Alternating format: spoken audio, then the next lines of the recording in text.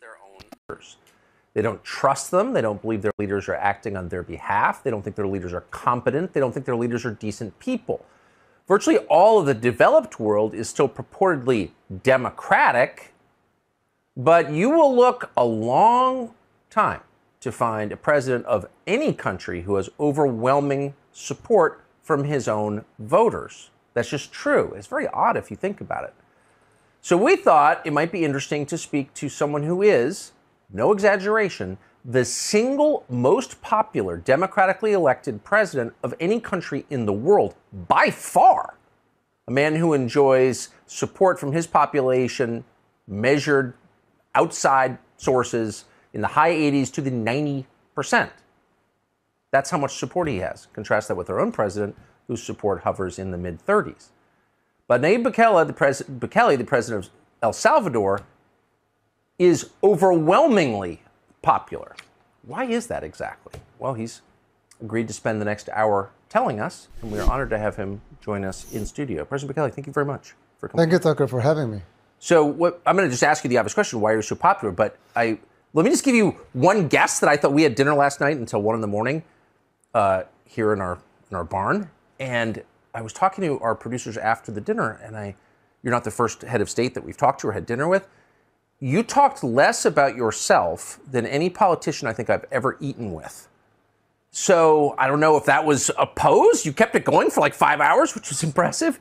Maybe because you don't make it all about you. Maybe that's one of the reasons you're so popular.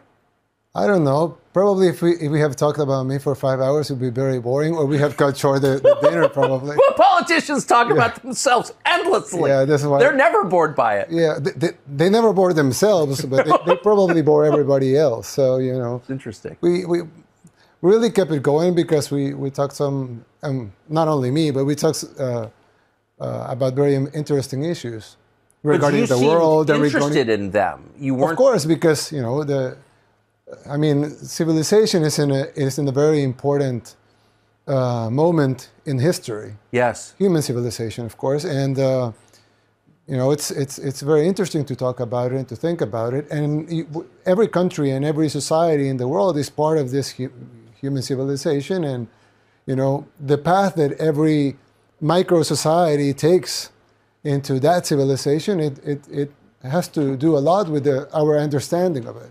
So I think it's important to talk about it and discuss it and to understand it a little, more so than talking about, you know, politics or... Yeah, you didn't even, for a political leader, you didn't even mention politics, which I thought was very, very interesting and said something very good about you. But I'm going to assume that you're so popular because you've improved your country. Yes. That's why leaders are popular. I mean, that's the main thing a politician should do. Yes. Is work, right? Yeah, of course. And I've been to El Salvador 3 times in my life, twice while you were president, and I've seen that you have improved it. And we did a whole documentary on how you reduced the crime rate in El Salvador from the highest murder rate in the world, pretty much, to one of the lowest. But I wonder, just big picture for a second, how do you, as the head of state, measure the health of a country?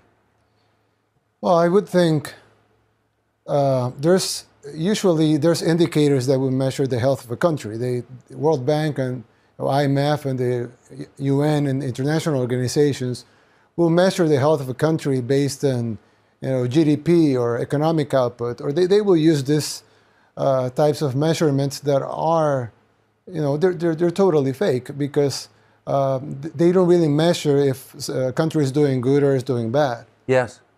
They're fake. Yeah, they're fake. Yeah. How is GDP fake? Oh well, if we're two guys here, and I say, "Hey, Tucker, I'll pay you $1,000 if you drink this glass of water," right? And you say, "Okay, sure," and you drink it. I pay you $1,000, and then you say, "Hey, I'll pay you $1,000 if you drink my glass of water." So I drink your glass of water, and you pay me $1,000. So basically, nobody's any richer. I just got the same $1,000 I gave you in the first place, so we just drank 2 glasses of water.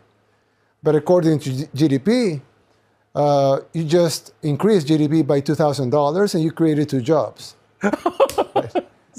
So you just, and really, if you report that to the IRS, you just created 2 jobs, 2 $1,000 jobs of drinking water people, and we increased economic output by $2,000 by creating a service that's drinking your water service in twice. So, and that established with a value of $1,000 because the market value is $1,000. Since I paid I pay you $1,000 for it, and you pay me $1,000 for it. So, of course, this is it's an exaggeration, although it would be measured like that if you report it to the IRS. But it just portrays how these indicators don't really measure the health of a society, and common sense issues that you would think it would measure the health of a society, they don't measure them anymore, or they do measure them, but they don't. It's not in the top column. It's just just like an extra factor. But it doesn't really make any sense because what really people want is to be good, to be with their family, to be safe, and those things aren't measured anymore. So you would think that that those indicators would be of great value, and they have some value, but they mostly fake, and they don't really represent the health of a society. So I think that's very wise, and also there's quite a bit of pressure on heads of state to play along with fake measurements, correct? Yes, because lots of international. I mean, bodies... we have to play along with them, too. Of course, but everybody does. But as someone who runs a country, how do you personally measure the health of your own country? Well, we have the current measurements that I just said they just told you they are fake, but we still measure them. We have to, and because international organizations will base their predictions about the country with those measurements. But you have other measurements which I think are more important, like for example, safety. Yeah. Or crime rate, or homeless rate, or jobs, or inflation, or what about the important values of society? How are they doing? Yes. For example, right now the whole world economic system is trying to destroy some of the values that are more important to human beings, and not only to human beings morally, but financially. For example, savings. Savings will be a very important economic measurement, right? I mean, it's very important. Supposedly, it's very important for people to save money, right? If you earn $10,000, you should spend $8,000 and save $2,000. Yes. Instead of the opposite, right? Spend $12,000 and $2,000. But right now, the concept of savings has been destroyed because it doesn't make any sense to save money anymore. Because if you save money, let's say if you're in the 80s and you saved $50,000, which you could buy a house with at that time, and right now with $50,000, you can maybe change the floor. Yeah. So if you saved $50,000, then you have been robbed of 90% of your money now, because you could probably buy a house in the 80s that was maybe worth $600,000, $700,000 right now. So you were robbed of your money, and by the system, with devaluation, with inflation, yes, with printing more money, with no, they say the Federal Reserve is nothing federal and has no reserves, right? So they do print more money, and they rob you from your wealth and from your savings, and that's immoral. But it's not only immoral, but it also destroys some basic economic principles, like, for example, saving or your pension. I would guess you're very fluent in the American dream. Yes. You work hard, you can buy a home, send your kids to college, and have a good retirement. But now, if you save for retirement and you saved all your life, maybe for 40 years working, now you come into age and say, well, now my savings are not enough to sustain me, and that's because you were robbed. So, and you were legally robbed. So then those types of measurements, which are not only not measured anymore, but are also being destroyed, the fundamentals of them. So it's hard to try to fix a society where the system itself is trying to destroy the basic fundamentals that make a society successful. And you would guess what's the purpose on it. I really don't know, but I don't have any proof of their intent, but I mean, it's very clear, and there's proof of what they are doing. So, obviously, you're opposed to crime. Yes. You've been very tough on it. You lowered the crime rates in El Salvador. So no one's excusing crime. On the other hand, if I walk into a liquor store or a bodega and hold it up with a gun and steal $3,000, I go to jail, and I should. Yeah. But if I devalue the U.S. currency and make old people penniless at scale, I don't go to jail. No, you don't. It's like, imagine if you go, let's portray a movie example, like a bank robbery, right? These guys go into a bank, they go in with guns, they steal all the money in the bank, the whole vault. I mean, they open the vault, they get all the money within the vault, they take it, they don't leave a penny in the bank. So you will say, oh, this bank robbers, they robbed the bank, right? But you know, a bank, I mean, any bank will have, I don't know, let's say $500 billion, one bank, right? Yes. They can have $500 billion. In total assets. Yeah, total assets, $500 billion. Now, they are only required to keep $50 billion in assets, in liquidity. Yes. The rest can be, you know, in loans, real estate. They can have the other money invested, right? Yes. Mostly in loans to their clients. So the bank only has 10% liquidity, which is $50 billion. Now, out of those $50 billion, 90% of it, it's online. I mean, it's zeros in a screen. Yes. It's not really cash, right? Yes. Bills and coins. So you would think maybe, you know, 10% of those 50 billion, they have it in cash. Yes. That would be a lot, but let's say they have 10% in cash, in bills and coins. So that would be 5 billion. But if this, you know, this huge bank has, let's say, you know, 200 branches.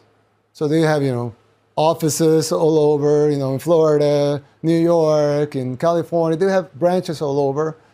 So they will have, what, 2.5 million? Oh, that would be, yeah, like 500 billion, 50 billion in assets, 5 billion in cash, and then divided by 200, that would be 5 times 5, that would be like 25 million per bolt. Yeah. But that would be 10% of 10%, that would be 1%, and then this will be like 0.1% of 1%. That would be the equivalent of the bank robbers, what the bank robbers took. So they would take 0.1% of 1%. Let aside that they would have insurance and they would get all the money back. They just robbed the bank out of 0.5% of 1% of their net worth, of their assets. They will go, rightfully, to jail for 20 or 30 years. But if the Fed prints $10 trillion out of thin air, because there's no reserves that would, you know, support this new printing of new money, they will just rob you of, you know, 20% of your savings, of all human, you know, all people, they use as dollars, including all Americans, including all Salvadorans, by the way, because we use the U.S. Dollar as a currency. You know, they will not pay a penny or a fine or anything because it's a legal theft. But it's a crime anyway. Well, it's a moral crime. It's a moral crime. It's not a legal crime, and that's why I think there's civilization changes coming, just because people that's been happening for quite a while now, yes. Probably since the 70s. But right now, people are starting to waking up and seeing these things and saying, "Oh, hold on, I maybe don't want to be on board these things," and of course, they don't want to, you know, I think it's probably a new economic system is on the works. And it's going to be messy because you will have, you know, the Western powers with one economic system. You will have probably the BRICS with another economic system. And the BRICS are growing, and they'll probably be more than half of the GDP soon, not only because the countries are growing itself, but they are inviting Saudi Arabia, Egypt, Nigeria, Argentina. So if you add up all those up, it will be above 50% of GDP. So they'll be the greatest economic power.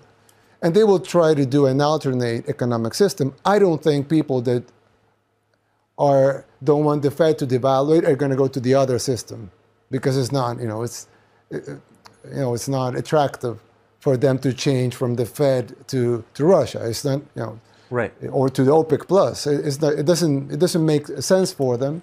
But you will see more and more people in the West, or what we call the West, trying to go into alternative systems that are more independent, that are unconfiscable, that are uncensored, and that are totally decentralized. So if you go into there, you would think, in principle, of course, we have to see, but in principle, you would think that you'd be safe of having your wealth taken away by a political decision. So our Fed policy affects the entire world, every country in the world. Definitely. But it affects El Salvador directly and immediately in the same way it affects us, because you trade in the US dollar. Yes, a little worse, because we do get all the devaluation and we get all the inflation, but we get none of the spending. So, yeah, so you can't print it. We can't print it. Yeah, you can print the US dollars. Fair, good point. Yeah. So you have a PhD in the downside of Fed policy, I think. Well, not a PhD. I understand. Yeah, no, but I mean, the concept. Yeah, you have to run a country that's subject to it. Yeah. And so you've chosen a new path very famously. Tell us what you've done and why. Well, we haven't changed the fundamentals of our economy just because you don't change the fundamentals of our economy from one day to another, because that would be very messy. Yes. Even if you do things right, it would be messy, and you don't want mess, right? Yeah. You want things to grow, you want the economy to grow, you want people to be happy, you don't want people to, the economy to do well, you want your country to do well. So we're doing small steps to change some things and to give people different options. We're not changing everything right away, but we're giving people different options. So we made Bitcoin legal tender. We're the only country in the world where Bitcoin is legal tender. I mean, Bitcoin is used all over the world, even in countries where it is banned, just because you can't ban it. I mean, it's uncensorable. You can't, even if you want to censor it, you can't. Yes. But the only country in the world where Bitcoin is legal tender is El Salvador. That gives us an advantage in the new economic system that's in the works. And we have had some benefits from it. We have increased tourism by 95%, and that's in part because of Bitcoin. There's a lot of Bitcoiners that want to go to the only country where Bitcoin is legal tender. We have Bitcoin conferences, etc. So we're getting a lot of tourism for it. We're getting a lot of private investment also, because there are some people escaping, the censorship, or they're trying to escape the laws, trying to ban this new technology. So they go into countries that are more open to these technologies, and of course they will go to a country that is not only open, but has actually embraced the currency as its own. So we get a lot of investment, we'll get a lot of tourism, and the other thing we get is that we get some rebranding. Because El Salvador, if a lot of people don't know anything about El Salvador, but if some people know something about El Salvador, it would be bad things like MS-13, yes, right, or the Civil War in the 80s. Of course. But if you're, if you're a Bitcoiner, or if you're into technology, or into new economic systems, or into unconfiscable wealth, then you will listen and you will learn about El Salvador in a different light. We have a project of building a new city. We're mining Bitcoin with the power of volcanoes. So these types of things are not only projects that are very important for the development of our country, but they're also a rebrand. It's also a rebranding. A rebranding that will probably cost hundreds of millions of dollars, and for us it will cost nothing, because it's just making bold and good decisions, and people will people will like them. So People will like them, but then, I mean, our current economic system has a lot of stakeholders. oh, they hate it, yeah. They hate it. Who hates it? Well, the IMF, you know, the World Bank, the Fed, and some of the, most of the, if not all of the economic publications, you know, you name it, you know, Bloomberg, CNBC, Financial Times, Forbes, you know, we have got a lot of bad press and, you know, fake news and FUD, like FUD, like, you know, Bitcoiners call it, from this financial publications. They will print lies. But, you know, there's something special about lies, is that they don't last they don't last long. So when people realize that these things don't make any sense, or they see from themselves the difference, like you, for example, you have gone 3 times to El Salvador in different, in different times, and so they see things into a different light, and they see reality. So, you know, reality always imposes itself over lies, just because it's real. So it's easier to uphold it, or it's easier to show it or to demonstrate it's true. So we're taking some heat, but if you look a little back, they didn't care about us before. So right now, yes, we do have bad publications in Forbes and Financial Times, but they weren't writing about El Salvador before. It's not like we lose anything. So, and there's other publications writing interesting stories about El Salvador. Some guy just, this is a joke, of course, it's not, but he just said El Salvador has the most documentaries per capita. Because there's a lot of people doing documentaries about Bitcoin adoption, about surf, because we have a lot of great surfing in El Salvador. So they have a lot of security measures we're implementing against MS-13. So we're getting a lot of good press, and we're getting bad press too. But the guys printing the bad press didn't write anything about El Salvador before. So it's not that we're losing their audiences, and also their audiences are diminishing. Right. Because they're not even, it's not even close. They're not as important as they used to be. They're actually almost irrelevant, but they have their legacy names. But who buys a Time magazine anymore? I mean, I don't know anybody. But, you know, before it was a very important thing in a kiosk to buy, you know, a Newsweek or a Time magazine. But now who buys a magazine anymore? Who subscribes to a magazine online? Nobody. I mean, it's just really names, legacy names, and their Twitter accounts. So it's not really, you know, they're not really mainstream media anymore. They're just, you know, they're just accounts in social media with a legacy name of being mainstream media. And you don't seem to care what they say. Well, yeah, I mean, you know, I have learned not to care. But of course, at the beginning, I do care. I did care because for me, I thought they were important. Now that I see they aren't, and since they are not treating us that well, I've learned not to care. And I think it's better because this, and if you look at the ratings, for example, the amount of subscribers they have, it's really ridiculous. I mean, nobody's watching them. Really, nobody watches CNN anymore. It's like, we were talking yesterday about, in El Salvador, we have this news show, of course, news shows, of course, local. And the news, the news show. Like nightly news? Yeah, the nightly news, the main nightly news, local nightly news. Channel 4? Yeah, Channel 4. They have like 1 million viewers every night. Out of 7 million people that live in El Salvador, we have 1 million viewers, which is not much. 14% of the population is watching. And then CNN, in prime time, we have like 500,000 viewers. So Channel 4 back in El Salvador has twice the ratings of CNN in the whole United States with 300 million people. So, I mean, who cares? It doesn't make any sense for them to be airing their shows anymore. I mean, it's why do you think they do? Well, because they're still sponsors that think they think that people are watching. It's like, I don't know, probably, senior citizen products that, they think that the people in charge of their marketing, they think that people still watch CNN because they watched CNN before, and probably they're not even watching CNN anymore.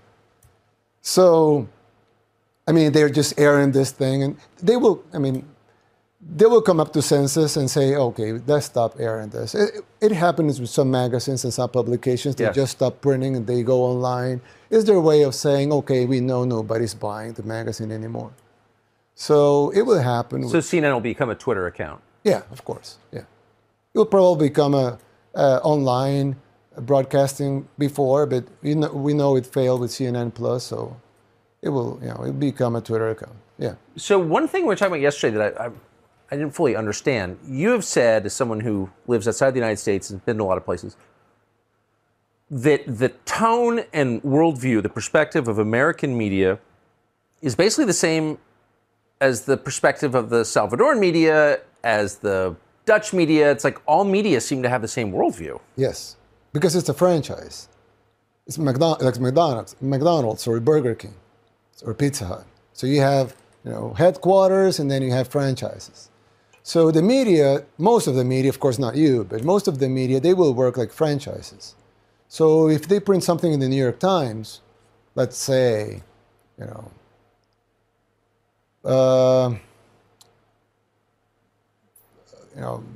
something about, the war in Ukraine. So they will print something in the New York Times, but it's the same thing you'll find in Mexico, it's the same thing you'll read in Brazil, it's the same thing you'll read in Argentina, it's the same thing you'll read in Africa, in any country in Africa, in Europe, and it's the same thing. It's the same articles with some twitches, some different wording, different language, of course. But it's at the end, it's the same line, the same narrative, the same propaganda, because they are franchises. So they will work as franchises. They will be real independent media, like you, for example. But most of them, they're not independent. They just, they have to be and respect the narrative, or they will be ousted from the group, and that's death for them, because they survive it because they're in this worldwide franchise of the mainstream media, if we want to call it mainstream media. So that suggests that like economic measurements, it's all kind of fake. Well, most publications will always be propaganda. That's what always happens. Not now. Since the beginning of media, the concept of media, it's propaganda. That's the concept of it. Of course, like everything, you would have exceptions, but that's the concept. It's like the concept of pharmaceuticals is that you're sick, so they can cure you of your disease, right? If everybody is healthy, then there's no business in having a pharmaceutical company, right? Yeah. You need people to be sick. Yes. Right? That's the concept. Now, of course, there will be good pharmaceutical companies and good pharmacists. Of course, there's good people everywhere. There's bad people everywhere. But the whole concept, the notion of having, it's like, if you sell weapons, you need wars, right? Why would you sell tanks and missiles if you don't have wars where you can use tanks, right? You cannot use tanks to go and hunt deer, right? You have to use tanks to go to war.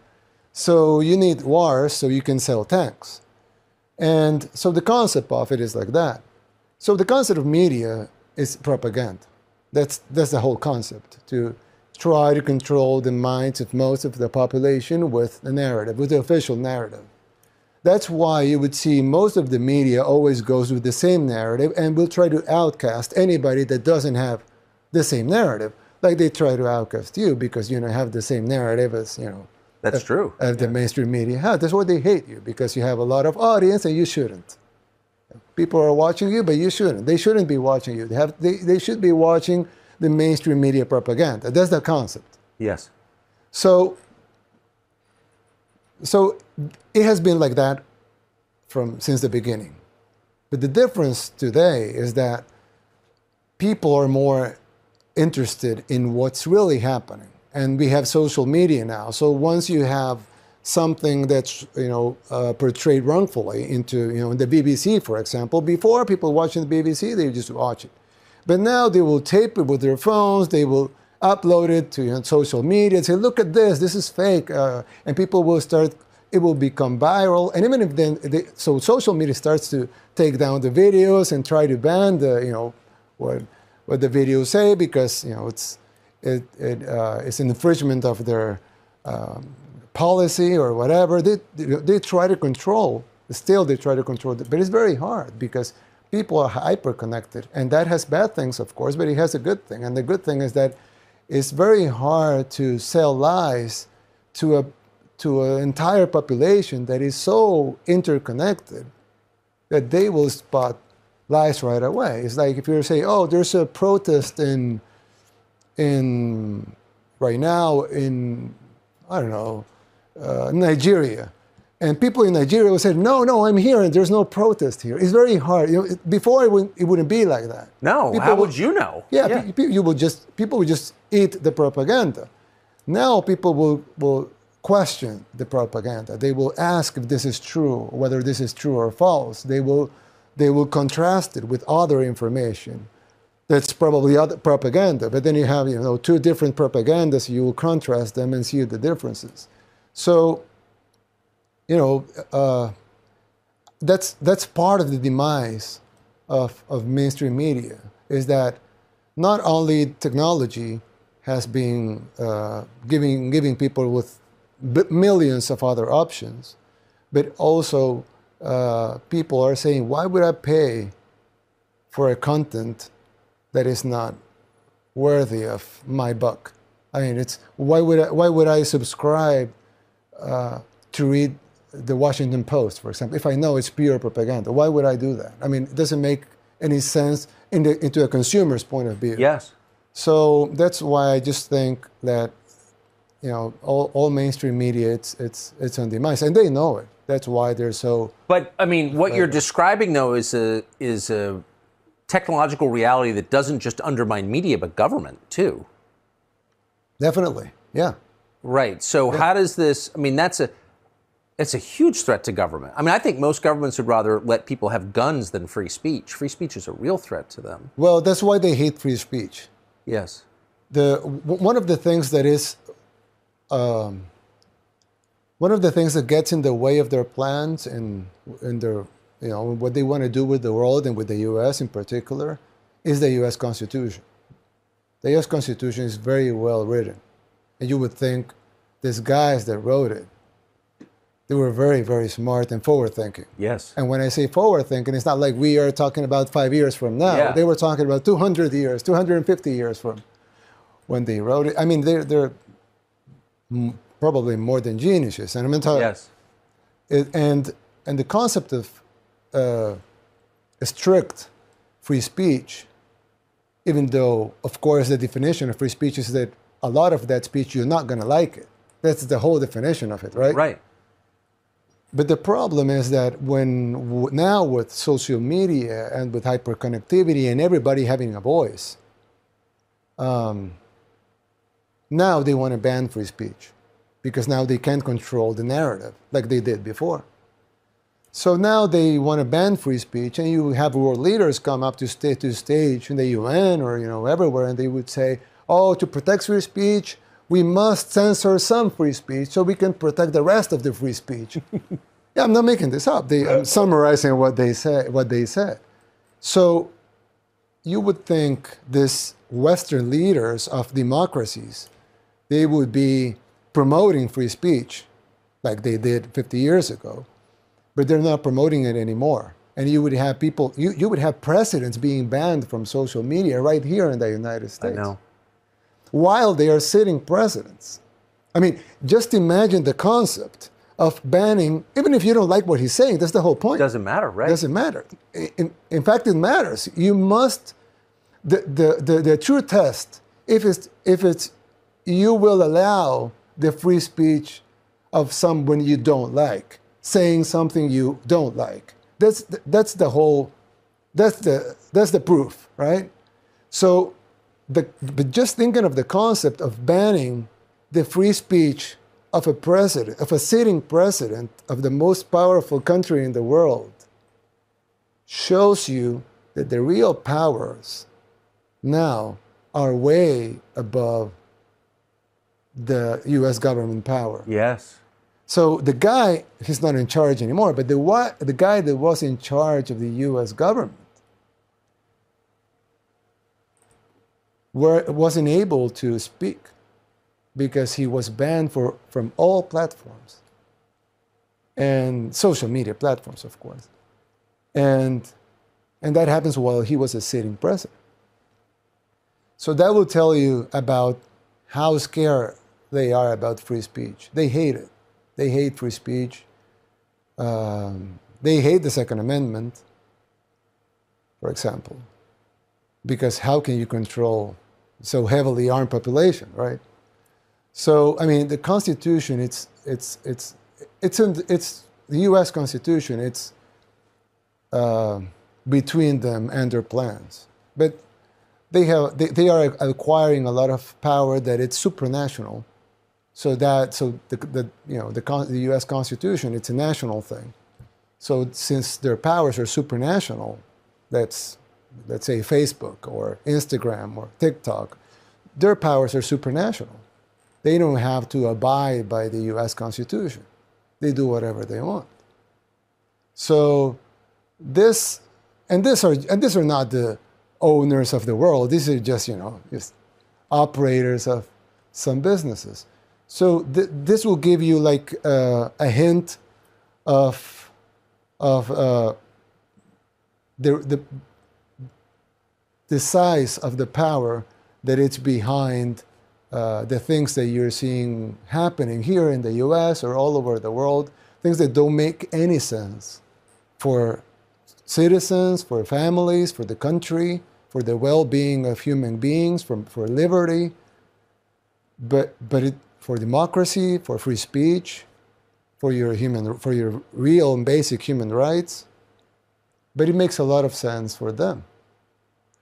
So it sounds like if the leaders of individual countries are making decisions that are not in the interest of those countries, they hurt the countries they lead, that maybe their greater interest is in something beyond their countries. Yes, definitely. Definitely, yeah. I don't see another rational explanation for that. Yeah, it's the only rational explanation. And that's why I tweeted one time that the USA is too powerful to be destroyed from the outside. Actually, geographically, nobody can invade the U.S., the United States. Nobody. I mean, even if huge armies will collude and want to attack the U.S., it's impossible. I mean, you have to cross all the ocean, all the Pacific Ocean and all the Atlantic Ocean just to get to the shore. I mean, it's impossible, right? And the U.S. has military bases, so it's impossible. So the only way the U.S. can fail, and this is not my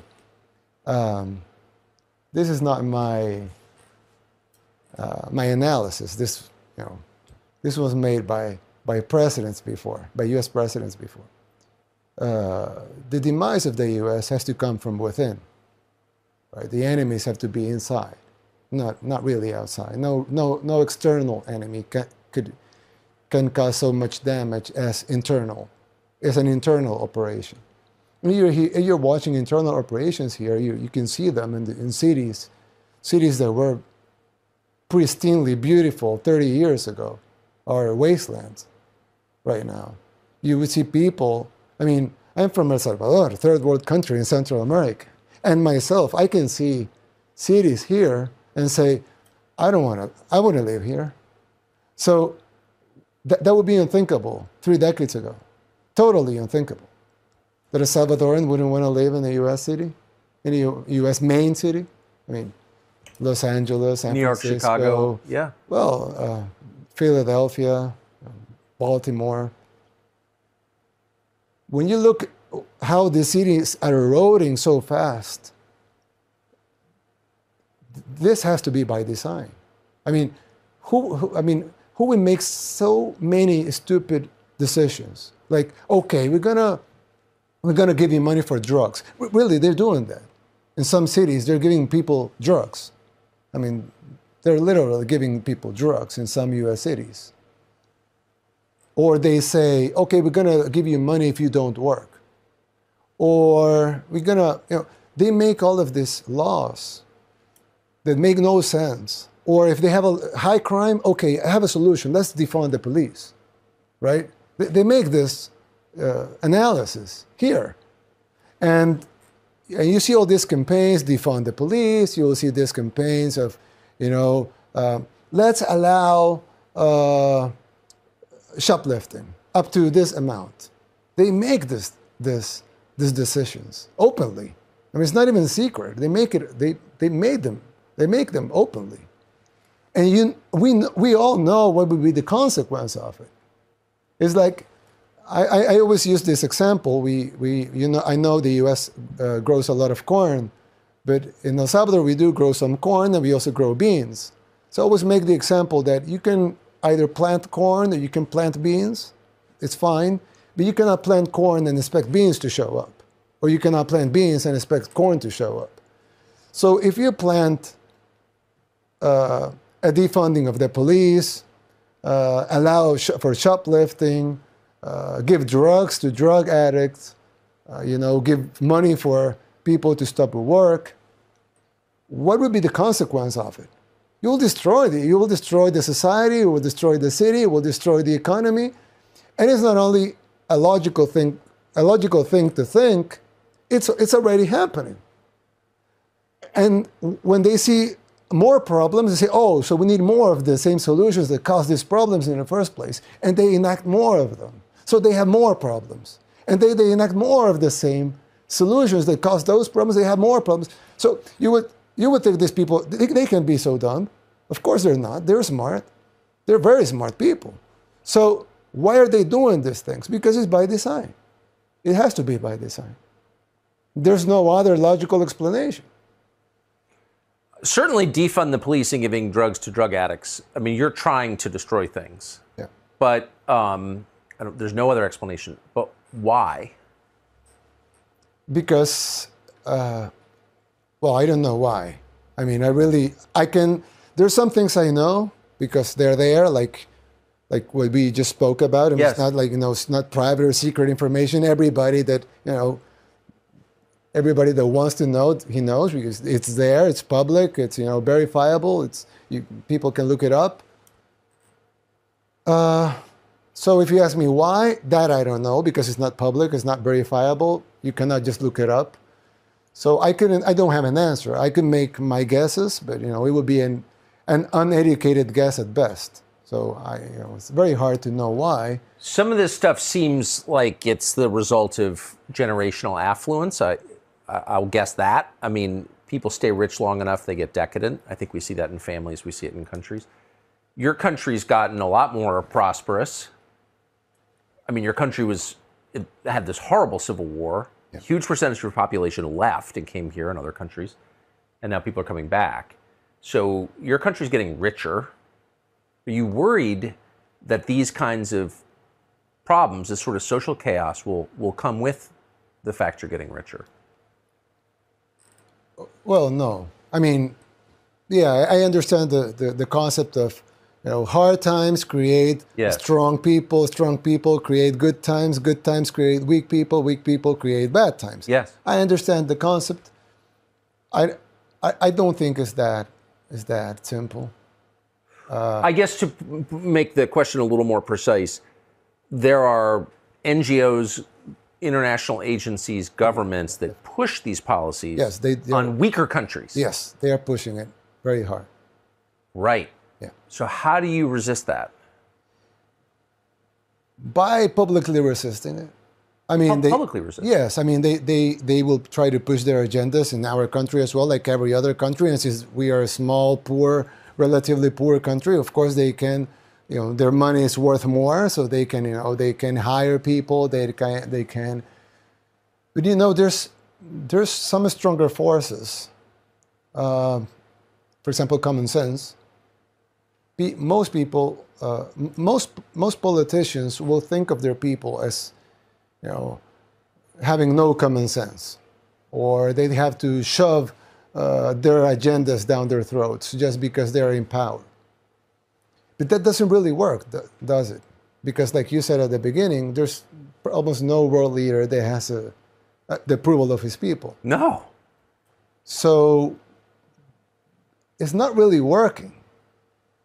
But if you understand that your citizens, they have common sense, they're smart, they want smart, common sense, real solutions for their real problems, and not some agenda that they don't care about, or actually they don't want that agenda within, close to their lives. So when you go out and say, okay, we're not going to push this agenda because it's not in the benefit of our people, we're going to do this and we're going to do that because that is in the benefit of people. Do you agree? Yes, we agree. Okay, then we're going to do that. Some people will say, oh, but that's, you're standing against the NGOs and the international organizations. That's so brave. But I don't think it's brave. I just think it's common sense and understanding your people have common sense, and they want their leaders to have common sense, so they will support you standing up against those things and actually doing the things that they want you to do, and not the things that the NGOs want you to do because they don't want them. So I really think it's not that hard. If a leader really, or a politician, or a person in any position of government really wants to do the best for his people, he can do it. And you can find, I will not do examples because I don't want to meddle in U.S. politics, but there are examples in U.S. politics of people that want to do, they seem like they genuinely want to do the best for their people, and they're very well supported by their population, by their constituents. So you didn't start life in politics. No. I don't think your family's politically. You're from a business family. You were in business. You did a bunch of different things in business. And then you got elected mayor, I think, of your hometown? Yeah, of not my hometown, but the town I live. The town that you live? Yeah, I live in a small city in the outskirts of the capital. Yeah. It's called Nuevo Cuscatlán. I was mayor there first. And then you're mayor of the capital city. Then I ran for mayor of the capital. And then I was ousted by my party, which was one of the two main parties. We had a bipartisanship like in the States. Yes. We had a bipartisanship over there. I was ousted. I was kicked out from my party. And for criticizing its leaders. Yes, definitely. And we made a movement out of common folks. We got the signatures. We made a new party. We won the presidency in 2019 with 53% of the vote, which was considered, for us, it was a wow, because we just destroyed bipartisanship in the two-party system in El Salvador with a 53% of the vote. But now, when you look back, actually 53% was only half the people. So yeah, we had enough support at the time. We thought it was a lot, but now we see it was only half. But we've been working ever since, and I know people seem to like what we're doing. Well, yeah, you're the most popular elected leader in the world by far. You've had credible approval surveys putting you over 90%, which really only exists when you hold guns to people's heads. And you're not. So it's an amazing thing. What's surprised you about politics now that you're running a country? What were you shocked to learn? The scale of corruption. Yeah. I would when I was a kid, I would watch politics in my country, of course, in other countries, in the U.S., in the world, and I always thought that Latin America, everybody knows Latin American countries are filled with corruption. It's like very corrupt. Yes. Political system. It has and not only Latin America. We saw the president of Afghanistan fleeing his country with a plane with like $100 million in cash or something like that. They had trouble getting off the tarmac. Yeah, because he was carrying gold. He was carrying gold and diamonds. Yeah. So this politics in the third world, they're very corrupt. Everybody knows that. Latin America, Africa, some Asian countries, they're very, very corrupt. But I thought that the first world, or the developed world, they didn't have corruption within their political system, just because you have checks and balances, Yes. You will have, investigative agencies that will go after. I mean, if a president flies in his plane with $100 million in cash, you won't see that in the States. I mean, no U.S. president has ever flown in a plane with $100 million in cash. I would bet. I mean, I don't know, but I would bet no U.S. president has. I would bet that too. Yeah. So because it's so I said, once these third world countries achieve that level of purity in their, that's what I thought when I was a kid, like very innocent and naive person. I thought once our countries achieve that level of purity in their political systems, then these countries will be developed as well. But what I really found out is that the more money a country has, the more corrupt it is. Although, of course, its corruption is more sophisticated. They will not, carry money in a plane. They would do other things, book deals, speeches, art. Yes, they will. Yeah, they will sell paintings, or so it's more sophisticated, but it's higher. It's hundreds of millions of dollars in these things. Probably billions, of course, billions of dollars in these things. So you would see that, weapon deals, pharmaceutical deals. You would think this billion, not $1 billion, but this $1 billion contracts, right, for weapons, for pharmaceuticals, for mainstream media, for you name it, right? For everything, for nation building, for a lot of things, even mercenaries. This huge industries. They have two sides. There's the people in the private sector, and there's people in the in government. So the people in government must be getting their cut, and their cut should be huge. And we just mentioned a couple is what we can see, but of course there's the other that we can't see. And so once you learn that actually corruption is everywhere, it's not only in the third world countries, or not only in puppet presidents, but actually also in the puppeteers, and more so in the puppeteers. Of course, the puppet will get a smaller cut. That's why he takes the bags with the money, because it's his cut, right? Yeah. So he gets the smaller cut, then the other guy gets a bigger cut, and the bigger guy gets a bigger cut, then the biggest guy gets the biggest cut, right? So once you understand that most of the political system is corrupt, then you understand how you should behave in front of that corrupt system, knowing that, of course, you're not corrupt and you want to fight it, but you don't have the strength to fight it. But at least you can keep your people safe from it, and you can do the best you can from your work and try to stay safe. I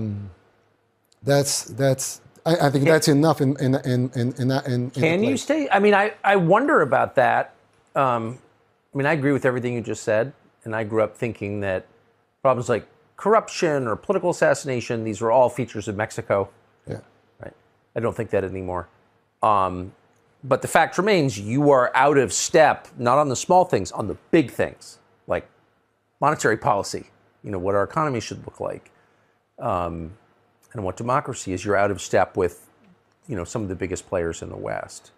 So does that make you concerned at all? Yes, it does. But,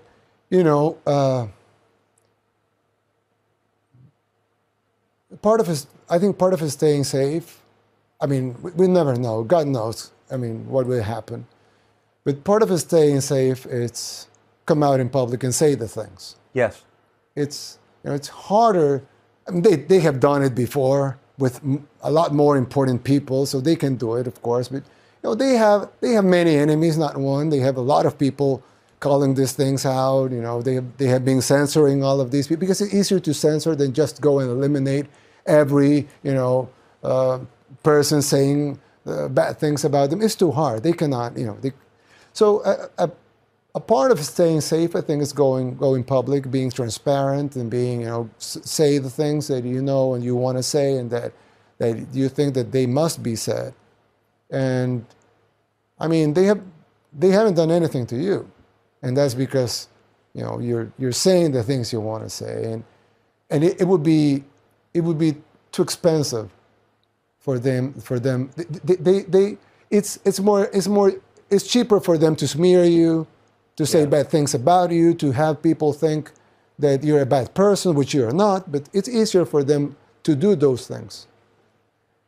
Go and straight and eliminate you, that would be, too messy, and it will probably be against their own plans. So I really think one way to stay safe is being true to yourself and saying the things out loud, so people can, listen to them, make their own decisions about it, and know what you stand for. So it would be a little more expensive for them to eliminate all opposition in front. You have to kill a lot of people. Exactly. Last obvious question, but since we do have so many Salvadorans living in this country, how many Salvadorans live in the U.S., do you think? 2.5 million. 2.5 million. That's a lot. Yeah. And they, at least according to the polls, agree with you. Yes. Yeah. That's really interesting. Like, how did we miss that? How do we miss that all these, at least speaking for myself, I agree with you. So I didn't realize that we had millions of Salvadorans here, legally and illegally, who agree with you and me. Like, when did that happen? Well, I think, there are things that probably some Salvadorans won't agree with you or me. Yeah. But, there's fundamental human values that are universal. And there's a reason why they are universal. If you're a believer, you would say God. I would say God myself. If you're not a believer, you would say nature, the universe, the order of things. So there are things that are universal. And these concepts that are logical, universal, they have been like that for all of civilization. There's a huge, the system or the ones in power, they want to change that. They want to change these universal concepts that are very strong within everybody. So even though, a Catholic might think different than an evangelical Christian, for example, they will have some of the same principles within themselves. You pay your debts, you take care of your neighbor, you care for your family, you protect your family, you raise your kids. There's some fundamental values that are very important. You protect your wealth, your saving is good. We can go on for hours. Yeah. There's very fundamental values, like stealing is bad, killing is bad, raping a child is bad, but there's even movements about that. So with those fundamental values that are so dear to most of the people in the world being under attack by the elites, a lot of people are saying, hey, this guy, he's in a very good position, but he's not a member of the elites. Actually, the elites hate him, in your case, right? And he's saying the truth. He's saying the things I believe are true. So I agree with him. So sometimes you would find support or people that agree with you in places you don't expect it, just because we are all human beings and we all have the same values. Amen. Mr. President, thank you for spending all this time with us. Thank you, Tucker. And what a way to end. I appreciate it. Thank you. Tucker Carlson is the name of the show. New episodes 3 days a week on Fox Nation. And of course, we'll see you every weeknight, 8 p.m. on the Fox News Channel.